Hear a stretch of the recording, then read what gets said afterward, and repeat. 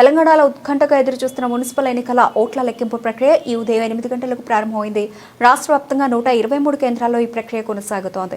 7 నగరపాలక సంస్థల్లోని 412 డివిజన్లు, 116 పురపాలికల్లోని 2569 వార్డులకు సంబంధించిన ఫలితాలను అధికారులు వెల్లడించనున్నారు. మధ్యాహ్నం నాటికి పురపాలికల ఫలితాలు, సాయంత్రంలోగా కార్పొరేషన్ల పూర్తి ఫలితాలు వెలువడే అవకాశం ఉంది. లెక్కింపు ప్రక్రియను పారదర్శకంగా నిర్వహించేందుకు ఎన్నికల సంఘం పటిష్ట ఏర్పాట్లు చేసింది. అన్ని కౌంటింగ్ కేంద్రాలు, స్ట్రాంగ్ రూమ్ల వద్ద వెబ్ కాస్టింగ్ ద్వారా రాష్ట్ర, జిల్లా అధికారులు నిరంతరం పర్యవేక్షిస్తున్నారు. ఎలాంటి అవాంఛనీయ ఘటనలు జరగకుండా కౌంటింగ్ కేంద్రాల వద్ద పోలీసులు భారీ బందోబస్తు ఏర్పాటు చేశారు. కౌంటింగ్ హాల్లోకి అధికారుల అభ్యర్థులు వారి ఏజెంట్లను మినహా ఇతరులను అనుమతించడం లేదు.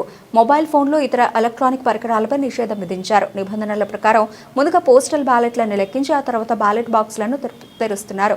వార్డుల వారీగా బ్యాలెట్ పత్రాలను డ్రమ్ములో కలిపి ఒక్కో రౌండ్లో 1000 ఓట్ల చొప్పున లెక్కిస్తున్నారు. ప్రతి రౌండ్ తర్వాత ఫలితాలను ప్రకటించి ఏజెంట్ల సంతకాలు తీసుకుంటున్నారు.